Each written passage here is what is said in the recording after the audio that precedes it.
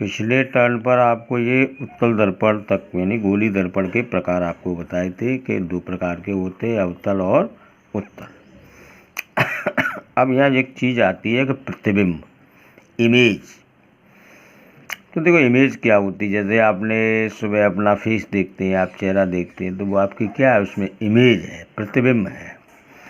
तो किसी बिंदु से चलने वाली प्रकाश की किरणें परावर्तन के पश्चात जिस बिंदु पर मिलती हैं अथवा मिलती जिस बिंदु से आती हुई प्रतीत होती, उस बिंदु को पहले बिंदु का प्रतिबिंब कहा जाता है। देखिए, प्रतिबिंब का बनना एक प्रकाशीय घटना है, ऑप्टिकल अपीयरेंस है। और प्रतिबिंब होते हैं 2 प्रकार के, एक वास्तविक और एक आभासी, यानी रियल इमेज और वर्चुअल इमेज। वास्तविक प्रतिबिंब क्या होते हैं? वे प्रतिबिंब जिन्हें हम पर्दे पर प्राप्त कर सकते हैं, those images which can be obtained on the screen are called real image. और वास्तविक प्रतिबिंब जो होते हैं वो हमेशा उल्टे बनेंगे और same side to the object, जिधर वस्तु रखी है उसी साइड में बनती है, तभी तो हम पर्दा लगा करके, स्क्रीन लगा के उसको प्राप्त कर सकते हैं। दूसरे होते हैं वर्चुअल इमेज, वे प्रतिबिंब जिन्हें पर्दे पर प्राप्त नहीं किया जा सकता, यानी जो इमेज स्क्रीन पर प्राप्त नहीं की जा सकती उन्हें हम आभासी प्रतिबिंब कहते हैं। आभासी प्रतिबिंब जो होते हैं इनका केवल आभास होता है, ओनली एपियरेंट है और कुछ नहीं है। ये हमेशा दर्पण के पीछे बनेंगे, back side to the mirror, हमेशा सीधे बनते हैं, ऑलवेज इरेक्ट। ये हमने जैसे फिगर में दिखाया है कि जैसे आप, ये प्लेन मिरर है जो आप सुबह अपना चेहरा देखते हो, उसमें आपकी जो इमेज बनती है वो आभासी है, वास्तविक नहीं है। उसको पर्दे पर प्राप्त नहीं किया जा सकता क्योंकि वो दर्पण के पीछे बनता है और पर्दा फ्रंट में लगेगा। और दर्पण के पीछे लगा दोगे तुम तो फिर तुम्हें दिखाई क्या देगा, उस पर प्रकाश कैसे पहुंचेगा। ये दर्पण से संबंधित कुछ परिभाषाएं हैं, जैसे वक्रता केंद्र।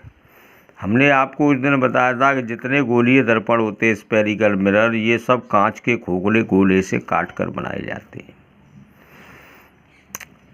तो जितने गोली दर्पण, उनका जो वक्रता केंद्र है वो उस कांच के खोखले गोले का केंद्र होता है जिससे काटकर उन्हें बनाया गया है। समझ में आ रही है बात?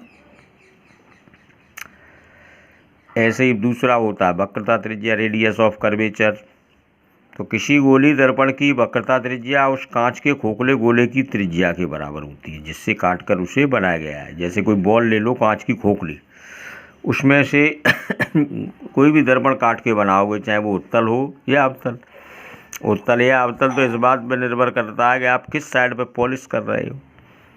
बनेंगे वो दोनों एक ही कांच के खोखले गोले से, तो उस गोले की जो त्रिज्या होगी वही, उससे काट के जितने भी दर्पण बनाए जाएंगे सबकी वक्रता त्रिज्या वही रहेगी, चाहे उनका द्वारक अपर्चर, उनका व्यास कितना भी ज़्यादा हो, वक्रता त्रिज्या नहीं बदलेगी। दर्पण का ध्रुव होता है, तो किसी दर्पण का जो तल होता है उसका जो केंद्र बिंदु, मध्य बिंदु होता है, वो उस दर्पण का ध्रुव कहलाता है। ध्रुव को हमेशा पी से व्यक्त करते हैं और सारी दूरियां दर्पण में ध्रुव से ही नापी जाती हैं। एक होता है इसमें प्रिंसिपल एक्सिस, मुख्य अक्ष। तो देखिए, दर्पण के ध्रुव और वक्रता केंद्र को मिलाने वाली जो रेखा होती है वो मुख्य अक्ष कहलाती है। इसके बाद आता है फोकस। तो दर्पण की मुख्य अक्ष के समांतर आने वाली प्रकाश की किरणें परावर्तन के पश्चात मुख्य अक्ष के जिस बिंदु से होकर जाती हैं उस बिंदु को फोकस कहते हैं, अथवा जिस बिंदु से आती हुई प्रतीत होती। क्योंकि जो हमारा अवतल दर्पण है, कॉनकेव मिरर है, इसमें जो फोकस होता है वो वास्तविक होता है। उत्तल दर्पण में आभासी होता है, दर्पण के पीछे होता है फोकस उसका। तो जिस बिंदु से होकर जाती हैं अथवा जिस बिंदु से आती हुई प्रतीत होती है उस बिंदु को दर्पण का फोकस कहते हैं। और ध्रुव से फोकस बिंदु की दूरी को फोकस दूरी कहते हैं। ठीक है। अब यह एक चीज़ समझ लीजिए, जैसे समतल दर्पण है, प्लेन मिरर, ये कभी कभी क्वेश्चन 1 नंबर में डाल देता है, पूछ लेता है। देखिए समतल दर्पण की वक्रता त्रिज्या भी अनंत होती है, और जब वक्रता त्रिज्या अनंत होगी तो उसकी फोकस दूरी भी अनंत होती है। समझ में आ रही है बात? बस ये क्लियर है। आज यहीं तक। ओके।